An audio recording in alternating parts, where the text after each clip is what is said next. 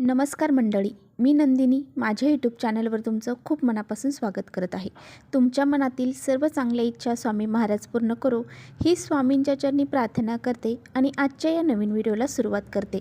आजच्या व्हिडिओमध्ये मी तुम्हाला अतिशय महत्त्वाचा अगदी प्रभावशाली उपाय शेअर करणार आहे किंवा याला तुम्ही सेवा देखील म्हणू शकता. तर पहा, सर्वजण आपल्या घरामध्ये सकाळ संध्याकाळ देवासमोर दिवा हा लावतोच.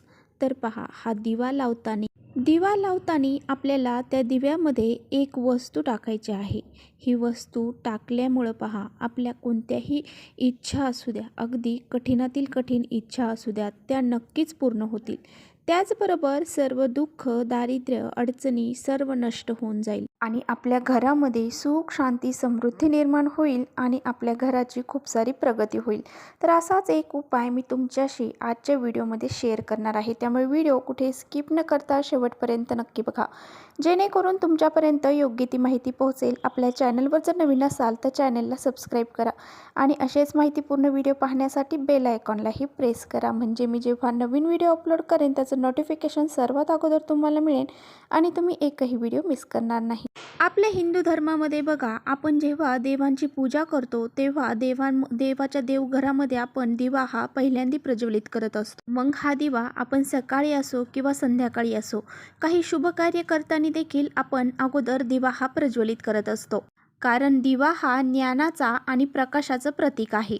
कोणतीही पूजा करताना दिव्याला विशेष महत्त्व हे दिलं जातं. तर बघा, जर आपण पूजा ही देवघरामध्ये दिवा न लावता जर केली किंवा कोणतीही पूजा आपण दिवा प्रज्वलित न करता जर केली तर ती पूजा ही सफल मानली जात नाही किंवा ती देवांपर्यंत पोहोचली जात देखील नाही. परंतु तीच पूजा जर आपण अगोदर दिवा प्रज्वलित करू आणि त्यानंतर केली तर ती देवांपर्यंत पोहोचली जाते.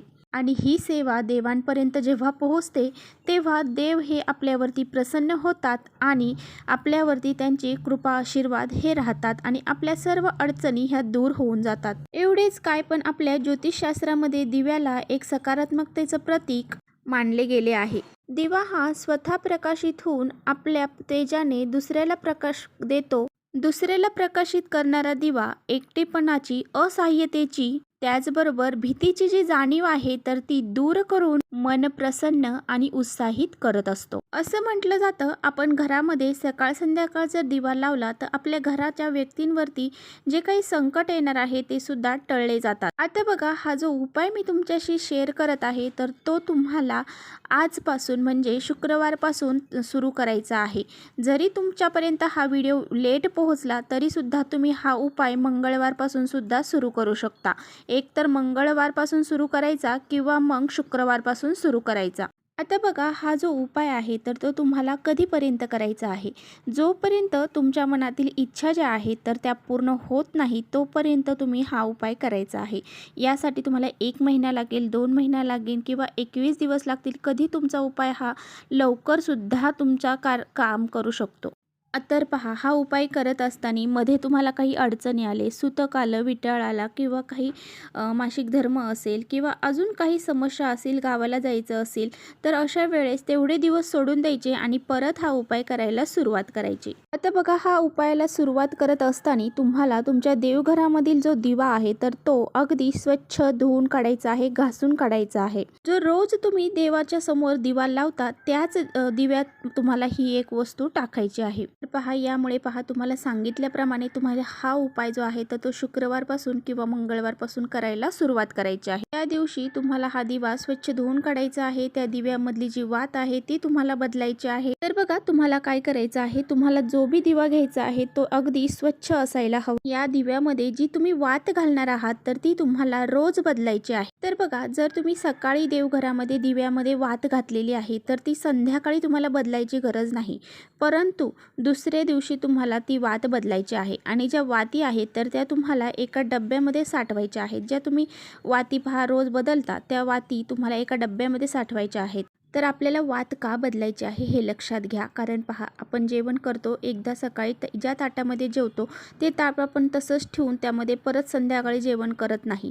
म्हणजे त्याचप्रमाणे आपण एक वात लावलेली आहे, तीच वात आपण दुसऱ्या दिवशी परत त्याच वातीला पुढे सारून जर प्रज्वलित केलं तर ते खरकट्यासारखं होईल. तर त्यामुळेच बघा, आपण जे काही देवांसाठी भांडे वापरतो, जे काही दिवे वापरतो ते अगदी स्वच्छ करून घ्यायचे असतात. रोजचे रोज ते स्वच्छ करायचे आणि त्यामध्ये त्या वाती आपल्याला नवीन बदलायच्या आहेत. तर आता बघा, आपल्याला ह्या दिव्यामध्ये कोणती वस्तू टाकायची आहे. तर आपल्याला ह्या दिव्यामध्ये रोज एक लवंग, एक वेलची, ही वेलची घेताना कुठे तुटले फुटलेली घेऊ नका, आणि त्याचबरोबर एक अखंड तांदूळ, तर हे आपल्याला रोज दिव्यामध्ये टाकायचं आहे. तर पहा, हा उपाय करताना तुम्ही शुक्रवारच्या दिवशी, समजा आज तुमच्यापर्यंत हा व्हिडिओ पोहोचला तर आज पण शुक्रवारच आहे आणि शुक्रवारच्या दिवशी जर तुमच्यापर्यंत हा व्हिडिओ पोहोचला तर तुम्ही शुक्रवारच्या दिवशी हा उपाय करू शकता.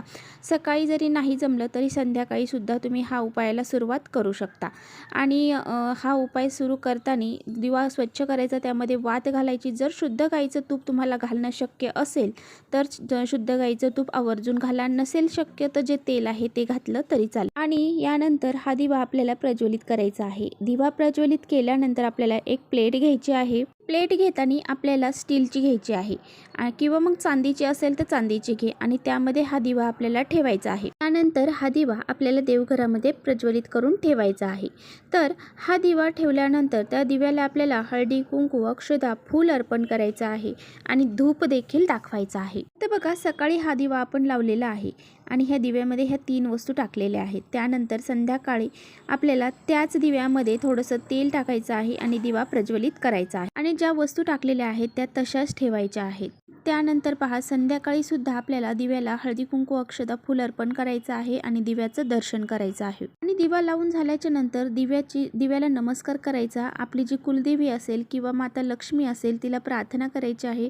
आपल्या ज्या काही इच्छा आहेत त्या तिथे व्यक्त करायच्या आहे. देवीचं स्मरण करायचं आहे, देवीचं नामस्मरण करायचं आहे आणि अशा प्रकारे हा दिवा आपल्याला रोज प्रज्वलित करायचा आहे. आणि पहा, तुम्हाला जर सेवा करणं शक्य झालं तर तुम्ही महालक्ष्मी अष्टकमचं 1 वेळा पठण करा. त्याचबरोबर तुम्ही 9 मंत्राचं सुद्धा पठण करू शकता. ते सुद्धा तुम्ही 108 वेळा किंवा 1 माळ जप केला तरी चालेल. ही सेवा जी आहे तर ती तुम्हाला दिवसभरामध्ये कधीही करता आली तरी तुम्ही करू शकता. जेव्हा तुम्हाला वेळ भेटेल तेव्हा तुम्ही ही सेवा करू शकता. आता बघा, जी काही आपण दुसऱ्या दिवशी काय करायचं आहे, दुसऱ्या दिवशी त्या दिव्यामधली जी वात आहे ती काढून घ्यायची आहे. तुम्हाला मी सांगितलं आहे की एका डब्बेमध्ये सर्व वाती आपल्याला साठवायच्या आहेत. आणि त्यानंतर पहा, ज्या वस्तू घेतलेल्या आहेत आपण त्या वस्तूसुद्धा आपल्याला त्यातल्या काढून घ्यायच्या आहेत आणि दिवा स्वच्छ करून परत आपल्याला त्यामध्ये तेल टाकायचं आहे, दुसरी वात घालायची आहे आणि परत नवीन वस्तू आपल्याला त्यामध्ये घालायच्या आहेत आणि दिवा हा प्रज्वलित करायचा आहे. आणि बघा, हा उपाय जो आहे तर तुम्हाला जास्तीत जास्त 21 दिवस करायचा आहे. 21 दिवसापर्यंत जर तुमची इच्छा पूर्ण झाली, 21 दिवस पूर्ण होण्या अगोदर, तरीसुद्धा तुम्हाला 21 दिवस कंटिन्यू हा उपाय करायचा आहे. आणि पहा, कमीत कमी 11 दिवस तुम्ही हा जो उपाय आहे तो करायचा आहे. 11 दिवसाच्या आत जर तुमची इच्छा पूर्ण झाली तरीसुद्धा तुम्ही हा 11 दिवस उपाय करायचा आहे. जर तुमची 11 दिवसापर्यंत इच्छा पूर्ण नाही झाली तर तुम्ही 21 दिवस हा उपाय करायचा आहे. तर अशा प्रकारे बघा, असा हा दिवा तुम्ही जर 21 दिवस तेवत ठेवला, तुमची इच्छा जर पूर्ण झाली तर नक्कीच तुमच्या घरामध्ये सुख, शांती, समृद्धी निर्माण होईल आणि जे काही दारिद्र्य आहे ते दूर होऊन जाईल. काही वस्तू आपण दिव्यामध्ये घालणार आहोत, त्या सर्व वस्तू ज्या आहेत तर त्या माता लक्ष्मीला आपल्या घराकडे आकर्षित करणाऱ्या आहेत. यामुळे आपल्या घरामध्ये माता लक्ष्मी ही प्रवेश करणार आहे, ती चिरकाल आपल्या घरामध्ये टिकून राहणार आहे.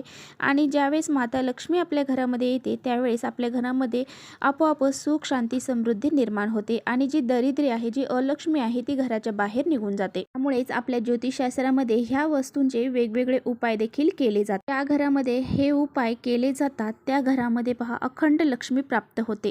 तुम्ही हा उपाय रोज म्हणजे कंटिन्यू देवपूजा करताना जरी केला, जरी तुम्हाला असं वाटलं की आपली इच्छा पूर्ण झालेली आहे तरीसुद्धा आपल्याला हा उपाय करायचा आहे, तरीसुद्धा तुम्ही हा उपाय पुढे चालू ठेवू शकता. आलेल्या लक्ष्मीमध्ये वाढ होते, परंतु लक्ष्मी ही आपल्या घरामधली कमी होत नाही. त्यामुळे हा उपाय आवर्जून करा. आता पहा, तुम्ही म्हणता की ह्या ज्या वस्तू आपण डब्यामध्ये भांड्यामध्ये साठवलेल्या आहेत. वाती असतील किंवा इलायची, लवंग आणि तो तांदळाचा दाणा तो एकत्र आपण साठवलेला असेल, त्याचं काय करायचं? तर त्याचं आपल्याला काय करायचं आहे, ज्यावेळेस आपलं सर्व सेवा आपली करून झालेली आहे, म्हणजे 21 दिवसानंतर ह्या सर्व वस्तू आपल्याला एका धूप जे असते तर त्या धूपच्या भांड्यामध्ये घ्यायचं आहे किंवा एखाद्या मातीच्या पंतीमध्ये घ्यायचं आहे.